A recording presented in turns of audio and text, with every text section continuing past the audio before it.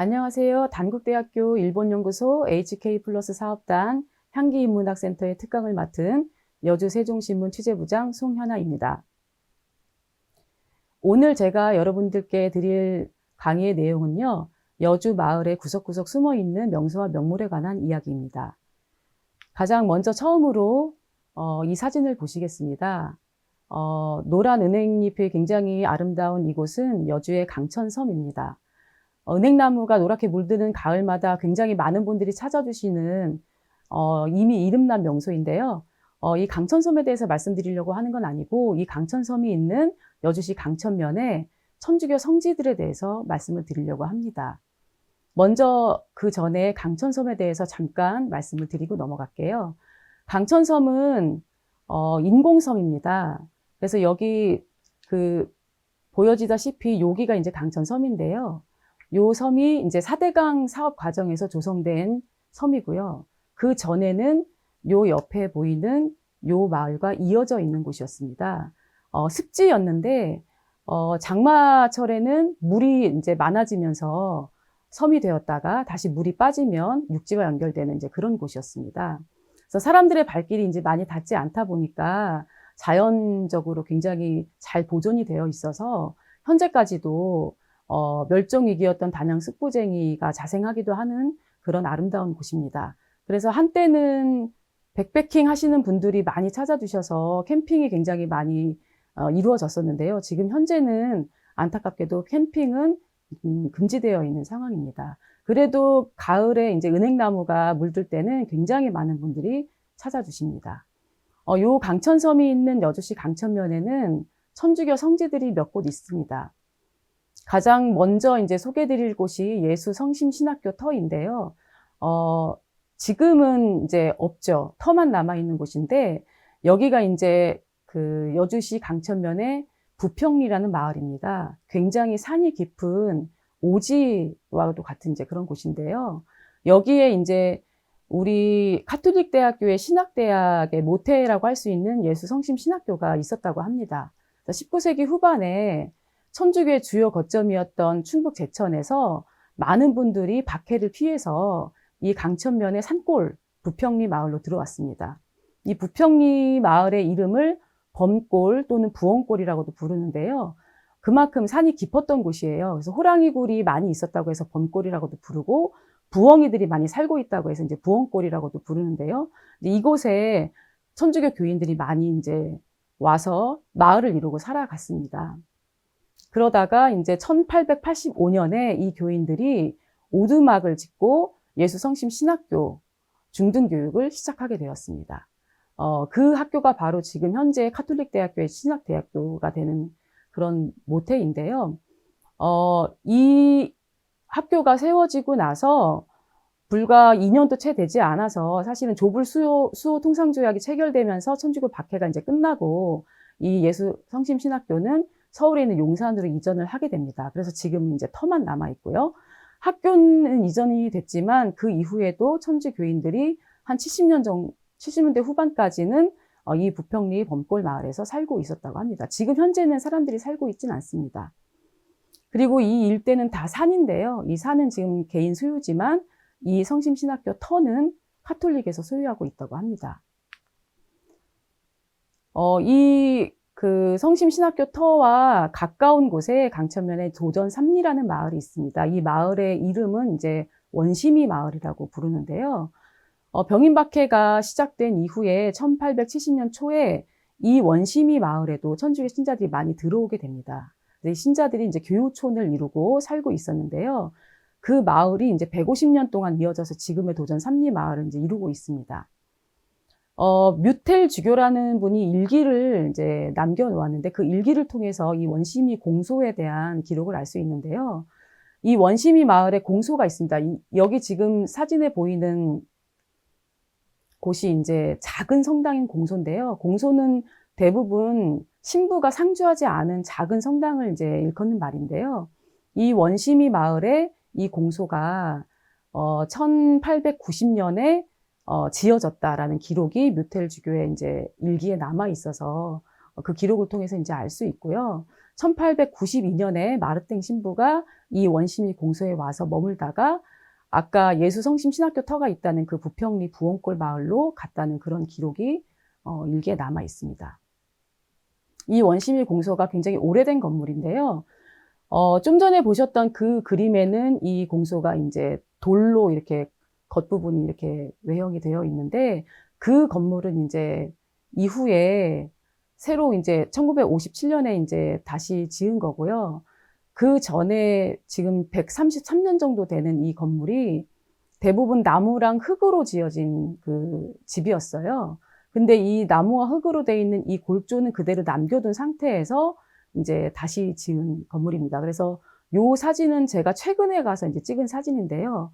아직도 이 내부에는 이렇게 나무로 된 골조랑 요게 다 이제 나무 사이사이 이 천장에 있는 것들이 다 흙이거든요. 그래서 나무와 흙으로 지어졌던 예전에 130년 전의 모습을 그대로 간직하고 있는 곳입니다. 지금 현재는 한 달에 한두 번 정도 미사를 진행하는데요. 개방은 항상 되어 있습니다. 근데 이제 1950년대까지만 해도 이 원심이 공소에서 미사를 본 교우들이 150명 정도에 이른다고 하니까 굉장히 천주교가 활발하게 활동을 했었던 곳이라는 걸 알 수 있습니다. 다음으로 이제 소개해 드릴 곳도 인근 동네예요. 그래서 강천면에 이제 가야리라는 이제 마을이 있는데요. 이곳에도 이제 공소가 하나 있었습니다. 오감공소라고 불리는 이 공소가 있는데요. 이 가야 1, 2 마을을 이제 오감마을이라고 불렀어요. 그래서 고려 말에 이제 충신들 중에 두 임금을 섬길 수 없다라고 하는 5대감이 낙향해서 이제 마을을 이루고 살았다고 하는데 그래서 이제 오감마을이라고 부릅니다. 이 마을에도 천주교 박해를 피해서 들어온 교우들이 마을을 이루고 살았는데 당시에 이 교우들이 이제 먹고 살아야 되니까 대부분 도자기 빚는 일을 했었다고 해요. 그래서 이 오감마을 옆에 이제 전말이라는 마을이 형성이 되어 있습니다. 그래서 이 전말에서 마을을 이루고 살았던 이 천주교 교우들이 공소를 만들고 여기서 이제 미사를 지내면서 이렇게 살아왔던 거죠. 그래서 현재는 이 가야리 공소 지금 현재 보이시는 이 건물은 1977년에 재축성된 거고요. 그리고 제가 최근에 방문했을 때 찍은 사진이거든요. 요때 지금 이렇게 리모델링 공사를 하고 있는 상황이었어요. 그래서 지금 이후에 어떻게 운영할지 이제 논의를 하고 있다고 하는데, 해방이 되던 1945년 그 무렵만 해도 이 오감공소에도 미사를 보는 신자 수가 120명에 이를 정도로 굉장히 활성화되었던 곳입니다. 그래서 살펴본 바와 같이 강천면이라는 곳에 천주교 신자들이 많이 들어오게 되면서 일반 사람들은 잘 알지 못하는 천주교와 관련된 그런 곳들이 많이 남아 있습니다. 이 천주교 하면 또 빼놓을 수 없는 곳이 있습니다. 강천면은 아니고요. 여기는 이제 여주시 삼북면인데요. 삼북면 주어리에 주어사지, 그러니까 주어사라는 절의 터입니다. 주어사지가 이제 남아 있는데요. 이 주어사지는 이제 불교의 사찰이잖아요. 절들이 대부분. 그래서 불교의 사찰임과 동시에 여기서 이제 한국 천주교가 시작되었다라고 하는 이제 그런 곳입니다. 그래서 이 주어사에 예전에 1779년 정조 3년에 남인 계열의 성호학파의 좌장인 권철신이라는 사람이 이 곳에서 이 주어사 사지에서 그 천주교 그때 당시엔 서학이라고 불렀죠. 이 서학을 학문적으로 이제 접근해서 여러 사람들을 모아서 이제 강학을 진행을 했습니다. 그래서 이것이 바로 한국 천주교의 태동지다 이렇게 이제 얘기를 하고 있는데요. 권철신의 주도하에 정약전, 이벽 이런 학자들이 모여서 이 주어사와 천지남 등지에서 이제 강학을 통해서 서학을 탐구하는 활동들을 해왔습니다. 그래서 이 강학의 연대를 천주교사를 정리하신 분들은 1777년으로 이제 기록을 해 놓았는데요. 우리나라 사료에는 1779년으로 되어 있어요. 근데 그게 더 신빙성이 있다라고 판단이 되어서 현재로는 1779년에 이곳에서 천주교 강학이 있었다라고 알고 있고요. 이때 주어사에서 이루어졌던 이 강학의 특징이 있습니다. 그래서 이 주어사에서 시작한 한국 천주교가 아까도 말씀을 드렸듯이 이곳이 이제 절이잖아요. 그래서 불교 사찰에서 서학이라고 불리는 천주교를 처음 접했다라는, 그래서 그런 특징이 하나 있고요. 또 당시에 서양에서 들어온 종교들이 대부분 외국의 선교사들이 직접 와서 이제 선교를 통해서 전달을 했다면, 이곳에서 주어사에서 우리나라 학자들이 스스로 자체적으로 학문을 탐구하는 과정에서 서학을 자연스럽게 접했다. 그리고 천주교를 받아들이게 되었다라는 것이 특징입니다. 그래서 불교 사찰에서 천주교를 접했다라는 차원에서 이 주어사가 종교 화합의 상징으로 되어 있고요. 그리고 자체적으로 한국의 그 천주교의 어떤 학문적으로 한국의 천주교를 연구하기 시작했다라는 그런 측면에서 한국 천주교의 어떤 주체성이나 독자성 이런 것들의 상징으로 지금 주어사가 이야기되고 있습니다. 이 조선인 최초로 천주교 세례를 받았던, 많이들 알고 계시는 이제 베드로 이승훈 만천유고라는 책에 보면, 이때 그 당시에 이곳에서 이벽과 정약전 등과 같은 학자들이 천주공경가나 십계명가 같은 것을 지었다, 이런 기록들이 남아 있습니다. 같은 삼북면인데요. 이 삼북면 송현리에 가면 굉장히 특이한 박물관이 하나 있습니다. 옹기동산 청학박물관이라고 하고요. 줄여서 이제 옹청박물관이라고 부르는데요.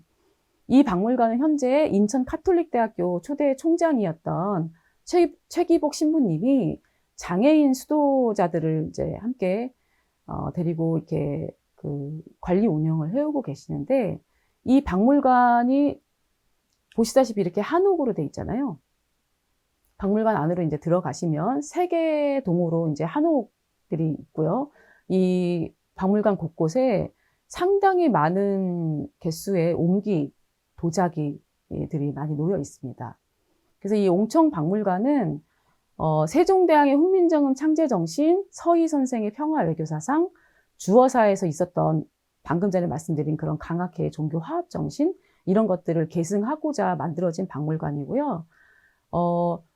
요 박물관하고 그 멀리 떨어지지 않은 삼북면 훌이라는 곳에 서희 선생의 또 묘가 있거든요.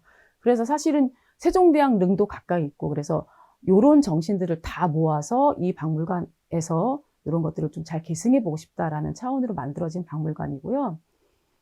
고 김수환 추기경도 서거 2년 전에 이 박물관에 이제 방문하신 적이 있다고 해요. 그래서 방문을 하셔서 이왕이면 이곳을 장애인 수도자들이 함께 운영을 해 나갔으면 좋겠다라는 유훈을 남기셨고, 그 유훈에 따라서 지금 현재 최기복 신부님께서 장애인 수도자들과 함께 관리 운영을 하고 있습니다. 굉장히 독특한 컨셉의 박물관이에요. 그래서 여주에 방문하실 일이 있으면 이 박물관도 한번 가보시는 것을 추천드립니다. 다음으로 제가 말씀드릴 이야기는 여주 쌀에 관한 이야기입니다. 쌀 하면 여주 쌀이죠. 굉장히 많은 분들이 여주 쌀이 밥맛이 좋다라고 평가해 주시는데요. 지금 보시는 이 그림은 이게 논입니다. 논인데 이게 논이 그림이 이제 그려져 있잖아요. 그래서 이게 이제 논 그림이라고 하는데요. 여주시에서 여주 쌀을 홍보하기 위해서 모내기를 할 때 유색벼를 그림에 따라 심어서 벼가 자라면서 이제 이렇게 그림이 나타나는 식으로 이제 만들어 놓은 곳인데요. 이런 것들이 이제 여러 가지 드론을 통한 항공사진으로 이제 많이 전달이 되면서 굉장히 많이 그 관심이 집중되기도 했었는데요. 이 여주 쌀이 밥맛이 좋다라고 굉장히 유명한데, 그냥 밥맛이 좋은 쌀이 아니라 굉장히 유서 깊은 그런 쌀입니다. 여주 쌀에 대해서 이제 말씀을 드리면, 여주시 점동면 흔암리라는 곳에 가면 청동기 시대 선사 유적지가 있습니다. 지금 사진에서 보시는 이게 이제 그 청동기 시대 옴집을 재현해 놓은 그런 사진인데요. 요 선사 유적지에 대해서 설명을 좀 드리면, 청동기 시대 이제 집터, 십육체, 그리고 토기, 석기, 이런 것들이 이제 발굴이 됐었는데, 이 집터에는 불을 피웠던 화덕도 있었고요. 그리고 그 화덕 자리에서 불에 탄 쌀, 그러니까 탄화이라고 하죠. 불에 싼 쌀 두 톨이 발견이 됐어요. 근데 이게 탄화미 중에서는 이제 한반도에서 발견된 탄화미 중에서는 가장 오래된 탄화미입니다. 그래서 이 탄화미를 통해서 청동기 시대부터 쌀농사를 지었다, 이 지역에서. 그걸 알 수 있고요. 그래서 이 여주 쌀의 역사가 결국엔 수천 년에 이른다라는 것을 이 흔암리 선사 유적지에서 나온 타나미를 통해서 알 수 있습니다. 여주 쌀의 굉장히 역사가 깊은 것을 알 수 있는데요. 그 이외에도 이제 흔암리에 이제 흔암리에서 출토된 그 유물들을 보게 되면 쌀 이외에도 조나 수수, 보리 등과 같이 이런 곡식들이 함께 출토가 되었다고 해요. 그래서 이것으로 봤을 때 요 시기에 이 근방에서는 혼합 농경, 그래서 쌀 농사뿐만 아니라 다른 곡식들도 함께 농사를 지어 왔구나라는 걸 알 수 있습니다.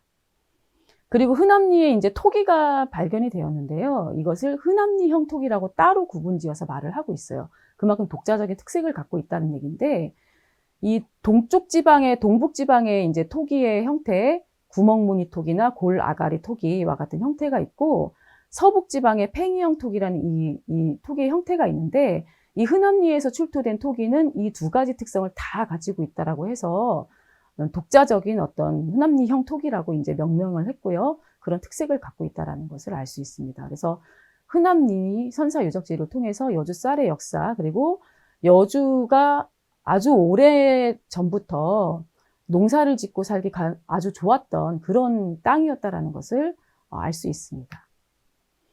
이 흔암리 선사 유적지 이외에도 여주에는 굉장히 많은 선사시대 유적들이 남아 있습니다. 그래서 이제 사진으로 보시다시피 이런 그 선돌들이 있고요. 그리고 이제 고인돌 형태의 것들도 있습니다. 그래서 대부분이 강과 지류 주변에서 발견이 되고 있는데요. 그 여주에 흐르는 강을 저희가 이제 남한강 중에 여주에 흐르는 구간을 이제 여강이라고 부르는데요. 그 여강의 지류들, 그래서 연양천 인근에는 청동기 시대 유물이 이제 그 점동면 철이라는 곳에 선돌이 서 있고요. 그리고 북내면에는 금당천이라는 또 그 여강의 지류가 있는데, 이 금당천 주변에도 북내면 덕산리에 자연 바위굴이 있고, 그다음에 북내면 서구리에 고인돌과 선돌이 많이 발견이 되어 있습니다. 그리고 거기서 2km 정도 떨어진 곳에는 내룡리에는 고분군이 발견이 되어 있습니다. 그리고 논 가운데에도 이제 선돌이 발견되는데요. 이제 강천면 가야리의 선돌은 여기서 보시는 것과 같이 논 한가운데 이제 서 있는 걸 알 수 있습니다. 그리고 강변에 연양동이라는 곳이 있는데 여기서도 구석기 유적지가 이제 발견이 되었어요. 그래서 그 아파트를 짓기 위해서 터를 파다가 구석기 유적을 이제 발견을 하게 되어서 그 아파트는 땅을 파지 못해서 이제 지하 주차장이 없다라고 해요. 그래서 살펴본 바와 같이 이 강 주변이나 이 주변의 이제 지류 주변에 주로 대부분 이런 이제 선사시대 유적들을 볼 수 있는데요. 이 유적들을 통해서 여주의 강과 지류를 중심으로 아주 오래전부터 농사를 활발히 지어왔고, 그 농사가 잘 되길 바라는 마음에서 이런 것들이 표현된 선사시대 유적들이 남아있다는 걸 알 수 있습니다. 멋있는 사진이 나왔습니다. 이어서 제가 말씀드릴 거는 여주의 민속놀이 이야기인데요. 지금 보시는 이 사진은 여주의 대표적인 축제인 오곡나루 축제에서 진행되는 은하수 낙화놀이입니다.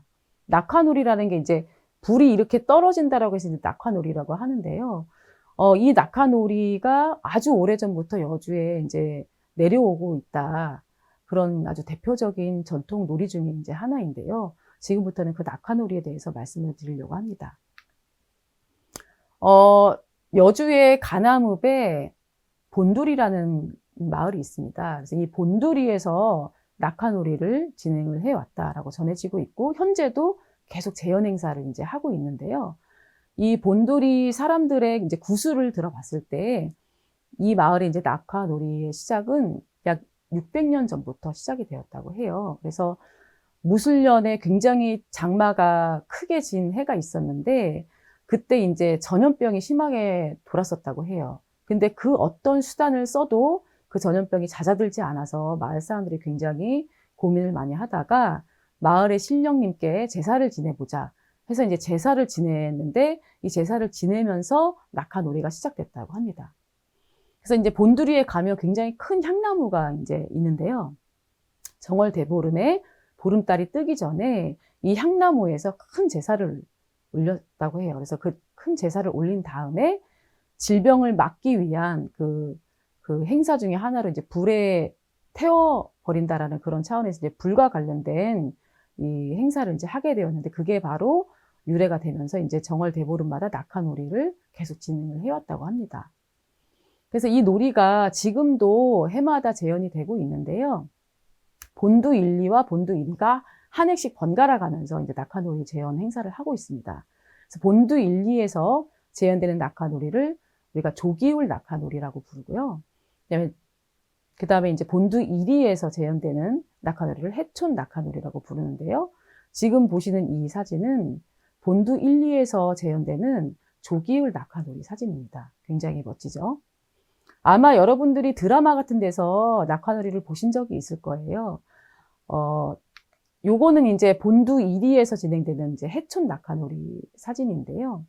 낙하놀이는 이제 동네를 나눠서 경기를 하듯이 했다고 해요. 그래서 횃불과 이제 불이 이렇게 타면서 떨어지는 어떤 그걸 순대라고 하는데요.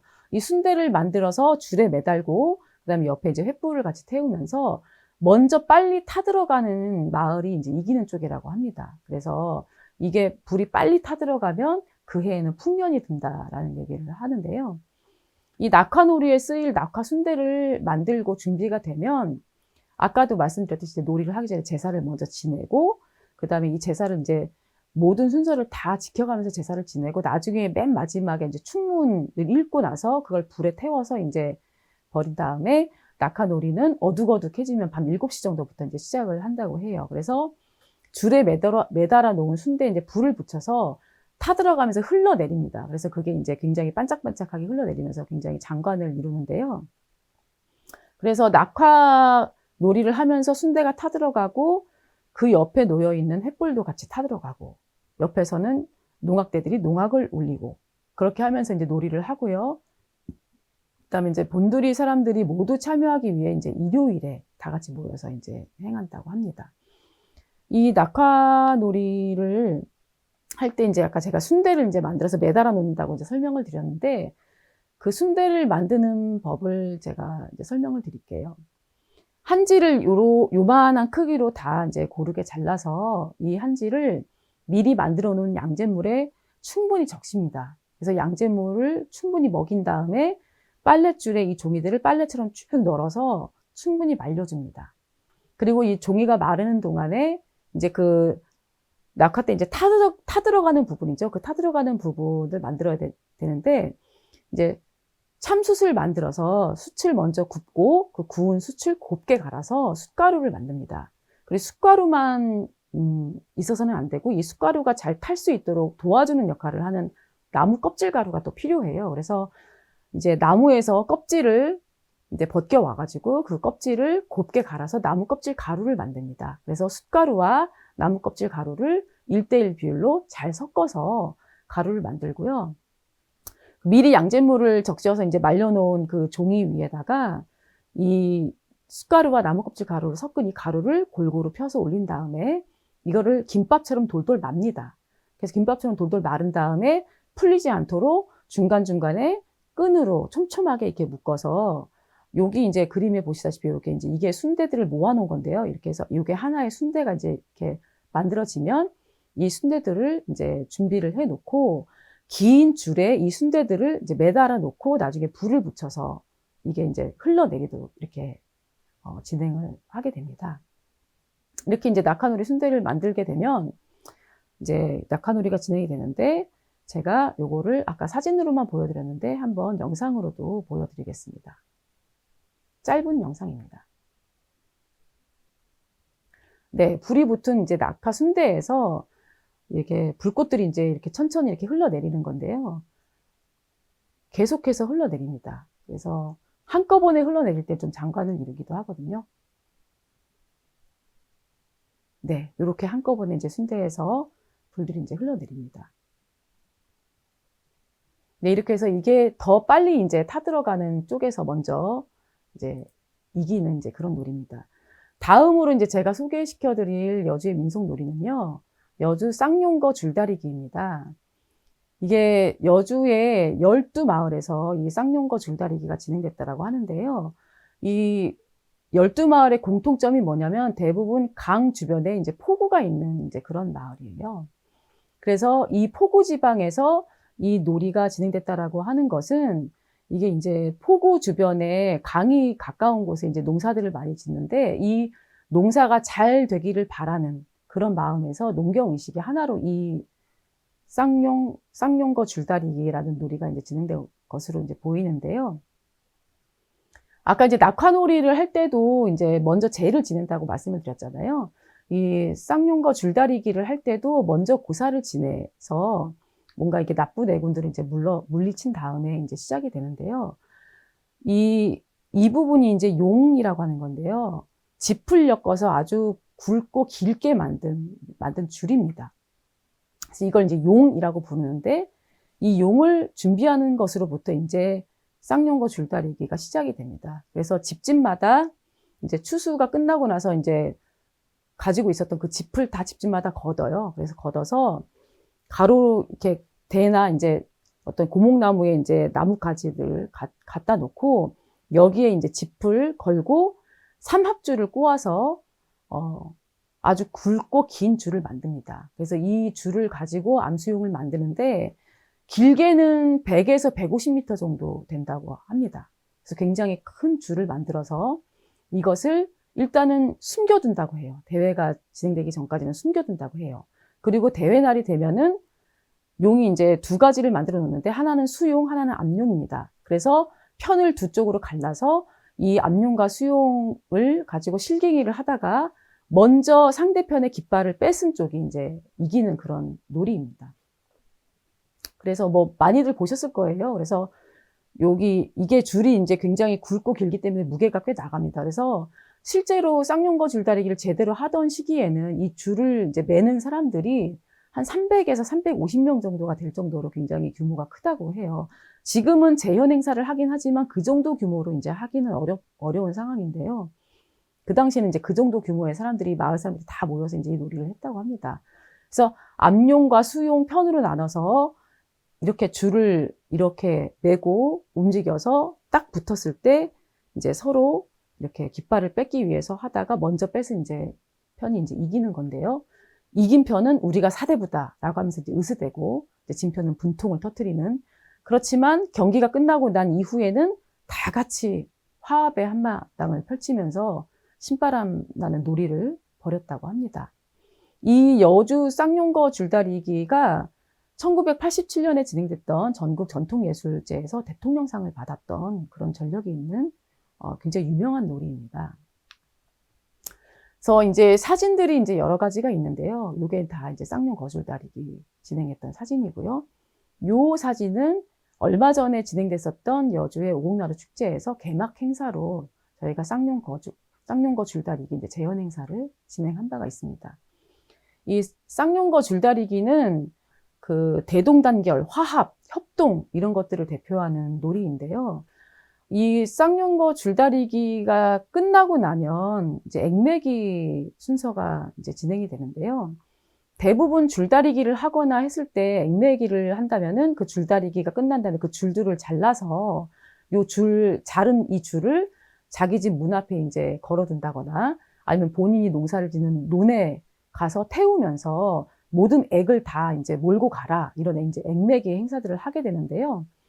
아까 앞에서도 말씀을 드렸듯이 여주에 이제 쌍용거 줄다리기를 했던 마을들 대부분이 이제 강가에 있는 마을들이에요. 그래서 그런 강가에 있는 마을답게 액매기 행사가 좀 독특합니다. 그래서 문 앞에 걸어두거나 아니면 논에 가서 태우거나 이런 방식으로 하는 게 아니라 이제 줄다리기 행사를 대부분 정월 대보름 시기에 하는데 아직 강이 완전히 녹지 않은 시기예요.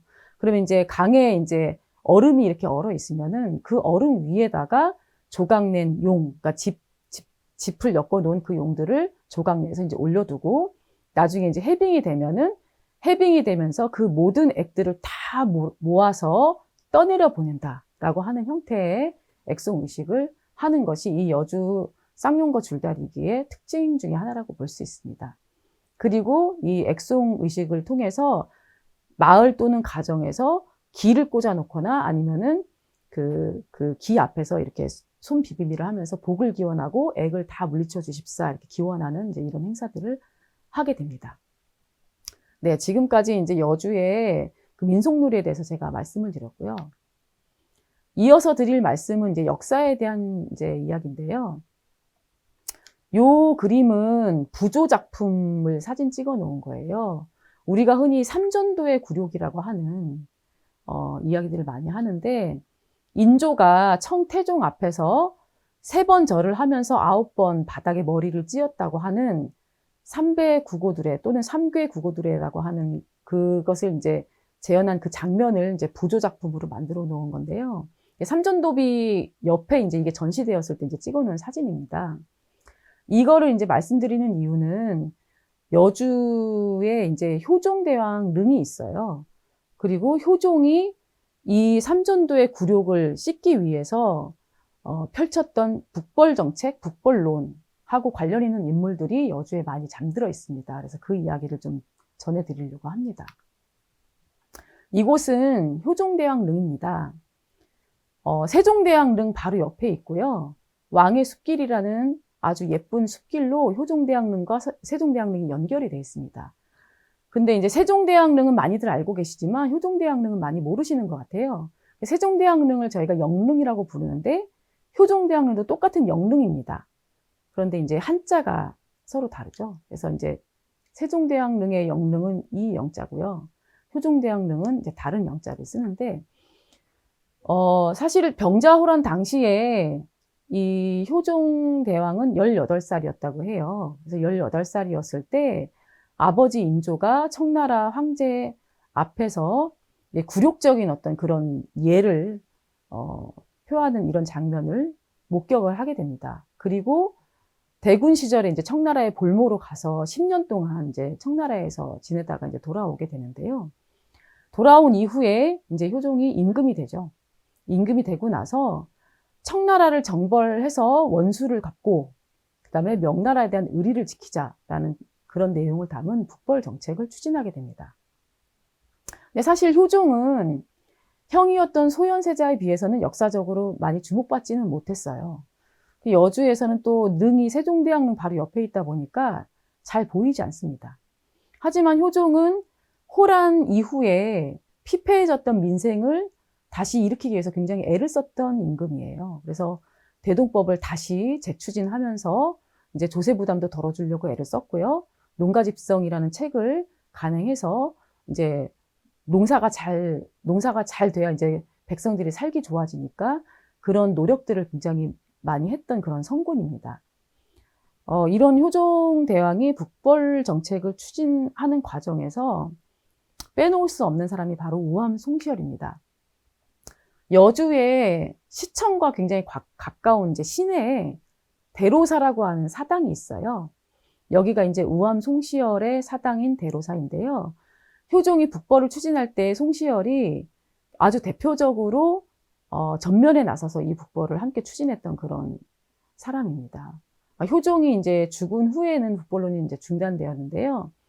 효종이 이제 승한 이후에 송시열이 이제 여주 읍이죠. 지금이 이제 시내인데요. 당시에 이제 여기가 여주목이라는 곳이었는데 여기 이제 청심루라는 누각이 있었어요. 강가에. 그 강가 그 청심루라는 누각에 머물면서 효종대왕의 릉을 향해서 계속 참배하면서 그리워하고 북벌이 어떠한 뜻으로 추진되었는지에 대해서 계속 설파하는 글을 남기는 이제 이런 활동들을 하게 되는데요. 이런 송시열의 이제 활동을 높이 산 이제 신하들이 송시열의 사당을 지어줄 것을 계속 이제 상소를 올렸는데 당시에는 이런 그 사당을 많이 지어주지 않았다고 해요. 근데 1779년에 정조가 이 이야기들을 전해 듣고 이제 여주의 영릉을 방문했을 때 송시열의 이제 행적들을 이제 회상을 하면서 그 송시열의 뜻을 기려서 그 송시열이 효종릉을 향해서 참배를 했었던 그 인근에 그 청심루 인근에 송시열의 사당을 건립해 주게 됩니다. 그래서 이제 그 청심루 옆에 이제 바로 이제 이 대로사라는 송시열의 사당이 이제 건립이 되는데요. 그래서 여주 시내에 지금 이 대로사가 그대로 남아 있습니다. 그리고 이 대로사의 방향이 효종대왕릉을 향해 있다고 합니다. 이 대로사에는 정조가 직접 비문을 쓰고 직접 그 글씨로 전서를 이제 써서 내려준 이 비가 서 있어요. 이게 이제 대로사 비라고 하는 비인데요. 이 대로사 할 때 그 대로는 한자 그 대로 큰 대자에 이제 늙을 노자를 쓰는데 덕망이 높은 노인이란 뜻이에요. 근데 송시열이 이제 워낙 유명한 학자였잖아요. 그래서 송시열의 문집 가운데 아주 뛰어난 구절만을 따로 모아서 책을 만들었는데 그 책의 이름이 대로일고라는 책이라고 해요. 그래서 이 책의 제목에서 대로라는 말을 따와서 아주 덕망이 높은 노인이라는 뜻으로 송시열을 이제 대로라는 이제 호칭으로 부르기도 했는데요. 거기서 이제 이름을 따와서 이 송시열의 사당을 대로사라고 이제 이름을 짓게 됩니다. 그래서 이 대로사에는 아까 말씀드렸던 이 대로사 비가 이제 이렇게 서 있는데요. 이 비는 1787년 11월에 송시열의 세 번째 회갑년, 그러니까 한 180년 정도가 지난 거죠. 그 회갑년을 기념해서 정조가 친히 비문을 짓고 전서로 이 비문을 써서 이 내려준 비석이 아직도 그대로 남아 있습니다. 이 송시열 이외에도 북벌하면 또 빼놓을 수 없는 인물이 있습니다. 바로 이완 장군인데요. 여주시 상거동에 가면 이완 장군의 묘가 있습니다. 이 이완 장군 묘로 가는 길에 도로가 있는데요. 이 도로의 도로명이 북벌로예요. 그만큼 이완 장군이 북벌론, 북벌 정책의 상징적인 인물이라고 알 수 있는데요. 이완 장군은 여주의 대표적인 무신 집안 출신입니다. 굉장히 군사적 능력이 뛰어났던 분이라고 알려져 있고요. 일화가 하나 전해지는 게 있습니다. 효정이 이제 북벌 정책을 계획을 할 때 어영청 대장, 훈련대장으로 이제 발탁이 됐는데요. 그 이후에는 이제 병조판서까지 지냈다고 해요. 효종이 어영청 대장을 뽑기 위해서 전국에 이제 내로라는 이제 장수들을 다 불러 모았습니다. 그래서 이 장수들을 이제 데리고 누구를 이제 어영청 대장을 뽑을까 하다가 이 장수들을 향해서 이제 화살을 쏩니다. 근데 이 화살에는 화살촉이 없었어요. 근데 그 사실을 모르는 이제 장수들 대부분이 화살을 이제 쏘니까 대부분 다 도망을 쳤어요. 근데 이완 장군만은 화살을 피하지 않고 그대로 서 있었다고 해요. 그래서 그 용맹함과 그 기계가 이제 효종의 마음에 들었던 거죠. 그래서 이 효종이 그것을 높이 사서 붓 하나를 이제 하사를 했다고 해요. 그래서 집으로 이제 그 붓을 들고 갔던 이 이완 장군이 도대체 이 붓을 나에게 왜 줬을까라고 생각을 하다가 한번 부러뜨려 봤다고 해요. 그랬더니 그 안에 북벌 계획이 적혀 있는 밀지가 들어 있었다는 그런 일화가 전해지고 있습니다. 하지만 효종이 재위 10년 만에 이제 승하를 하게 되고 효종이 이제 승하함과 동시에 북벌 계획은 이제 중지가 되어서 뜻을 펼치지 못했죠. 그래서 이완 장군의 묘가 이완 장군의 이제 그 유언에 따라서 효종릉을 바라보는 자리에 이제 묘가 이렇게 지금 남아 있습니다. 이완 장군이 이제 북벌 정책을 이제 떠받치고 있었던 이제 무신이었다면 이제 한쪽에서 이제 이 북벌 정책의 이론적 뒷받침을 하는 이제 문신이 있었습니다. 이 대표적인 문신이 바로 이제 원두표라는 분인데요. 이 원두표라는 분의 묘도 이제 여주에 있습니다. 여주시 북내면 장암리에 이 원두표라는 분의 묘가 있는데 이게 이제 효종의 북벌 진영을 이제 구축을 해 나가면서 아까 말씀드렸듯이 한쪽으로 이제 무신을 대표해서 이완 장군을 세웠다면은 문신을 대표해서 원두표를 이제 병조 판서로 임명을 했습니다. 근데 이 원두표는 문과 무를 다 겸비한 분이에요.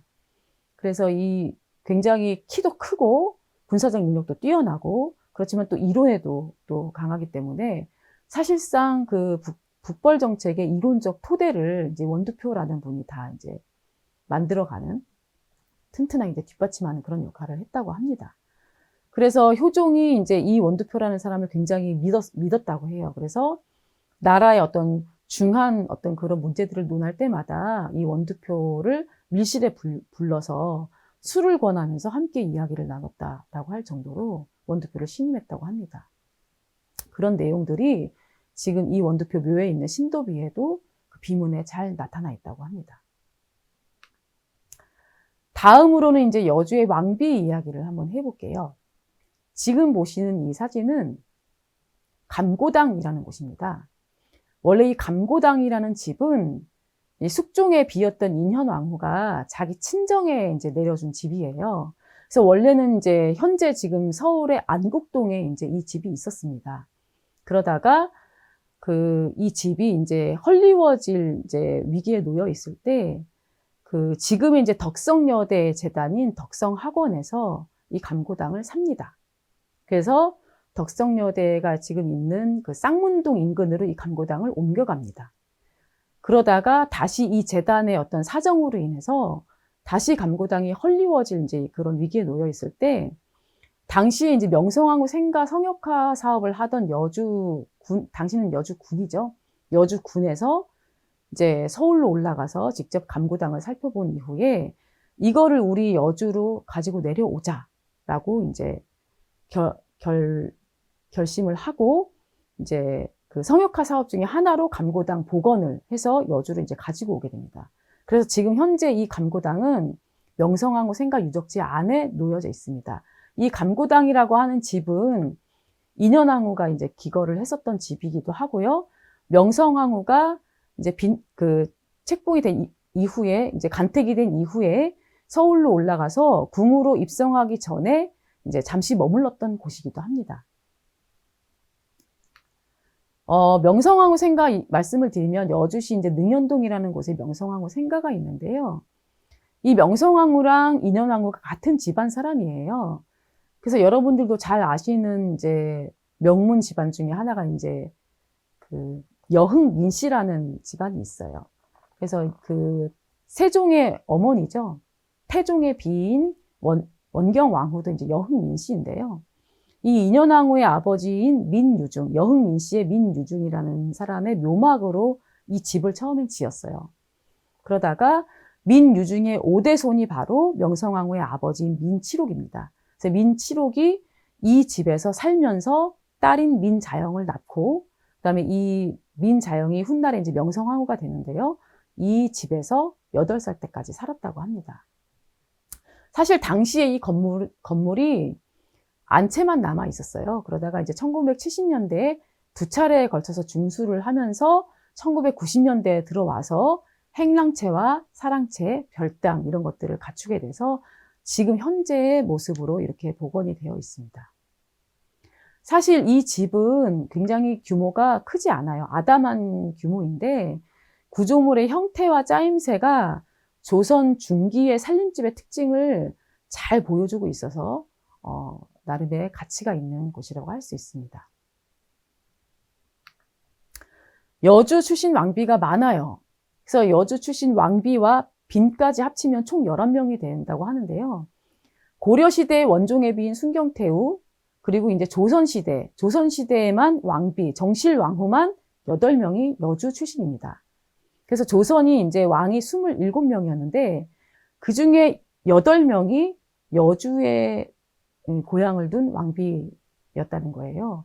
굉장히 비중으로 따졌을 때 굉장히 큰 비중을 차지하고 있는데, 그만큼 여주가 상당히 뭐라고 해야 될까요? 교육과 뭔가 이렇게 왕비가 갖춰야 될 그런 자질들을 잘 이렇게 갖추고 자랄 수 있는 그런 환경과 조건이 갖추어진 동네였다라는 것을 알 수 있습니다. 그래서 여주 박물관에 가면 지금 이 사진에서 보시는 바와 같이 여주 왕비 열전이라고 해서 각각의 왕비들에 대해서 알아볼 수 있는 이런 전시물들이 전시가 되어 있습니다. 그래서 이 조선시대 이제 왕비들을 살펴보면 세도가라고 할 수 있는 여흥민씨 출신이 3명, 4명이죠. 이 맨 마지막에 이제 이 순종의 비까지 하면 여흥민씨 출신의 왕비가 3명 있고요. 그 다음에 또 이제 세도가, 외척 중에 세도가라고 할 수 있는 안동김씨가 이제 3명이 있습니다. 그리고 나머지 이제 경주김씨, 1명, 이렇게 해서 총 8명의 이제 조선의 왕비가 여주 출신입니다. 왕비만 있는 건 아니죠. 이번에는 경안공주의 묘를 좀 소개시켜 드리려고 하는데요. 여주시 점동면 덕평리에 경안공주와 그 남편 권규의 묘가 있습니다.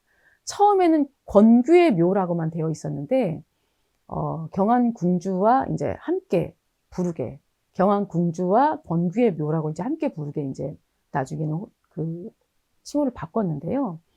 경안궁주는 세종의 이제 세종대왕의 바로 위 누나입니다. 그리고 태종의 이제 세 번째 딸인데요. 이 당시에는 그 고려시대의 호칭이 그대로 남아있어서 이제 궁주라고 불렀고, 세종 때가 지나서야 이제 공주라는 호칭으로 바뀌었다고 해요. 그래서 지금 현재 이 묘는 이제 경안궁주의 묘라고 이제 표기가 되어 있는데요.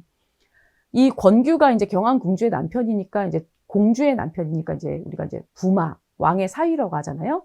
이 부마들의 묘들이 이제 많이 있는데, 사실은 이 지금까지 알려진 부마의 묘소들 중에는 찾아보기 힘들 정도로 이 권규의 묘가 상당히 규모가 웅장하고 크다고 해요. 압도적인 규모를 자랑한다고 하는데, 이 그만큼 그 태종의 이제 사랑을 받았던 경안궁주였고, 세종하고도 굉장히 잘 지냈었다고 합니다. 그래서 요 두 부부가 이제 이 묘가 남아 있는데요. 이 묘가 상당히 규모도 크지만 사실은 이 부속되어 있는 여러 가지 석조물들이나 이런 구조물들이 이제 묘 주변에는 많이 있잖아요. 이것들이 초기의 원형을 사실 그대로 다 유지를 하고 있어서 그 문화재적 가치로도 상당히 그 가치를 높게 평가받고 있다고 합니다. 단종 이야기를 좀 해볼게요. 여주 대신면에 상굴이라는 곳에 단종 어수정이라는 곳이 있습니다. 이게 바로 이제 단종이 마신 우물이라는 뜻인데요. 세조가 이제 들어서고 단종이 이제 강원도 영월로 유배를 떠날 때였어요. 그래서 서울, 그러니까 한양에서부터 배편을 이용해서 여주로 아마 배를 타고 온 것 같아요. 그래서 여주에 이제 이포나루라는 곳에서 도착하고 내려서 이제 그곳에서부터는 영월까지는 이제 육로로 이제 이동을 해야 되는 상황인데, 그 이포나루에서 출발해서 가다가 여기서 가까운 대신면 상굴이라는 곳에 예로부터 굉장히 유명했던 그 샘물이 있었대요. 그래서 이 샘물이 사실은 직경 2m에 깊이가 1.5m밖에 안 되는 굉장히 작은 샘인데, 굉장히 맑은 물이 사시사철 마르지 않고 계속 솟아난다고 해서 굉장히 유명한, 그래서 그 좋은 물이라고 해서 굉장히 각지에서 물을 뜨러 이제 사람들이 많이 오는 곳이었다고 하는데, 그 곳에 들러서 단종이 목을 적시고 갔다는 그런 이야기가 전해집니다.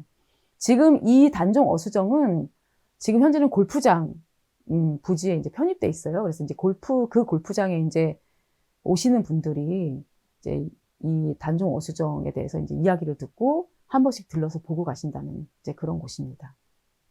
그래서 이제 왕비와 그다음에 이제 왕의 누이와 그리고 이제 단종에 대한 그 장소들을 좀 살펴봤고요. 마지막으로 이제 제가 드릴 이야기는 여강의 나루터에 대한 이야기입니다. 그 남한강 줄기 중에 여주를 흐르는 여주 그 지역에 해당되는 그 강의 이름은 이제 여강이라고 부르는데요. 당연히 이제 여주는 이 여강이 흐르는 곳이기 때문에 그 여강에 대한 이야기를 빼놓을 수가 없습니다. 그 지금 이 사진에서 보시는 이 모습은 이제 황포도배예요. 지금도 황포도배가 이제 관광 상품의 하나로 이제 운영이 되고 있는데요. 여주는 이제 이 강을 따라서 이런 배들이 이제 왔다 갔다 하면서 많은 물자들을 수송하고 사람들을 이제 실어 나르는 이제 이런 곳이었는데요. 여강, 아까 말씀드렸듯이 남한강 줄기 중에 이제 여주 지역에 해당하는 이 여강만 해도 19개의 나루터가 있었다고 해요. 그래서 이제 원주의 이제 불온지방에서 시작해서 양평으로 이제 흘러가는 이제 개군까지 요 구간에 이제 총 19개의 나루터가 있습니다. 그 중에 사실은 지금 현재 행정구역상으로는 양평군에 이제 속해 있는 나루터들도 있는데요. 당시에는 요게 이제 여강의 이제 나루터라고 이제 그 기록들에는 남아있기 때문에 그 나루터들까지 포함해서 이제 19개의 나루터로 소개를 하고 있습니다. 그래서 아시다시피 남한강 여강은 그 수상교통의 굉장히 그 중심지였어요. 그래서 이제 그 서울의 광나루나 마포나루가 굉장히 대표적인 나루였다면은 여기에 여강의 조포나루와 이포나루를 포함해서 조선의 4대 나루라고 할 정도로 굉장히 큰 나루들이 이제 여강에 있었는데요. 삼국시대부터 이제 여강의 나루터들이 굉장히 많이 이제 발달되기 시작을 했는데, 아시다시피 이제 한양에서 한강을 따라서 이제 내려와서 중부의 내륙 지방과 강원도 쪽으로 가기 위해서는 반드시 이 남한강, 여강 여기를 이제 지나갈 수밖에 없어요. 그래서 여기가 한강, 그러니까 서울과 한양과 그리고 이제 강원도와 중부 내륙 지방을 연결해주는 굉장히 중요한 곳이었기 때문에 이곳에 나루터가 굉장히 많이 발달될 수밖에 없었다. 그래서 여기 보시다시피 이제 요 창남 나루가 요 즈음에 있어요. 요 즈음에. 그래서 여기는 이제 점동면 삼합리인데요. 여기서 말하는 이 삼합이라고 하는 게 세 가지 물이 합수된다라는 그런 뜻에서 이제 삼합리라고 부르는데, 원주 불온의 이제 물줄기와 충북 충주의 물줄기, 그리고 이제 이 여강의 물줄기, 점동면에 있는 이 여강의 물줄기, 세 물줄기가 하나로 합쳐진다라고 해서 이제 삼합리라고 불려지는 동네가 있는데요. 그 동네에 이제 창남 나루로부터 이제 여강의 나루터가 시작이 됩니다. 그래서 그 창남 나루부터 시작을 해서 도리나루, 흔암나루 이렇게 쭉 거쳐서 지금 현재는 이제 양평에 있는 이 앙덕나루까지 해서 총 19개의 나루터가 있었다고 합니다. 그 나루터가 19개나 되니까 다 일일이 소개해 드리긴 어렵고요. 간단하게 몇 가지만 살펴볼게요. 여주시 흥천면 상백리의 찬우물 나루터입니다. 이곳에서 오래 사셨던 경기로 어르신께서 지금은 돌아가시고 안 계신데, 이 경기로 어르신께서 이제 구술로 저희에게 전해주신 말씀이세요. 그래서 이 흥천면 상백리에 있는 이 찬우물 나루터가 효종대왕이 이제 승하하고 나서 10여 년 후에 효종대왕의 비인 인선왕후가 돌아가셨는데, 지금 현재 그 효종대왕릉은 합장릉이거든요. 이 두 분의 합장릉인데, 합장을 하기 위해서 운구가 이제 그 수상을 통해서 한양에서부터 이제 여주까지 왔어요. 온 다음에 강을 건너서 이제 효종대왕 릉이 있는 곳까지 이제 가야 되는데, 그 중에 이제 찬우물 나루터에서 하룻밤을 지내게 됩니다. 하룻밤을 묵고 운구가 강을 건너서 효종대왕 릉 쪽으로 이제 가게 되었는데, 그때 당시에 하룻밤 묵을 때 이 배가 이 찬우물 나루터에 150척이 정박을 하고, 그 다음에 그 배를 운행하는 데 필요한 선병이 3,690명이 있었다고 해요. 그 정도로 굉장히 이 나루터의 규모가 컸다라는 것을 알 수 있습니다. 다음으로 이제 양화 나루터인데요. 예전에는 능서면이라고 불렀고 지금은 세종대왕면이라고 이제 행정구역 명칭이 바뀌었는데요. 이 세종대왕면 내양리에 이제 있었던 나루터입니다. 이 양화 나루터 같은 경우에도 굉장히 큰 규모의 이제 나루터라는 걸 알 수 있어요. 그래서 아까 말씀을 드렸듯이 그 여주의 나루터들은 육지와 이제 한강을 이어주는 그 곳에 있었기 때문에 나루터뿐만 아니라 이제 말이나 사람이 쉬어가는 그런 진과 역도 이 구역에는 많이 있었어요. 그래서 이 양화 나루터에 이제 바로 양화라는 곳에 진과 역, 양화진 이런과 역도 이제 있었는데요.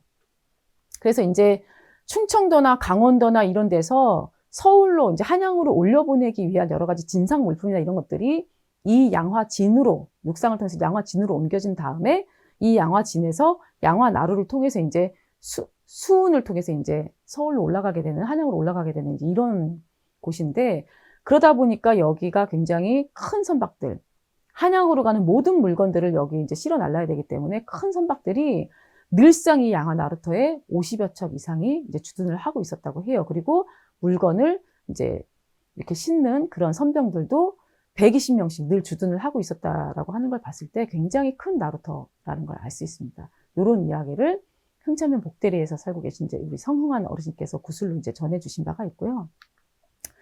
다음으로 이제 아까 4대 나루터 중에 하나라고 하는 조포 나루터가 있습니다.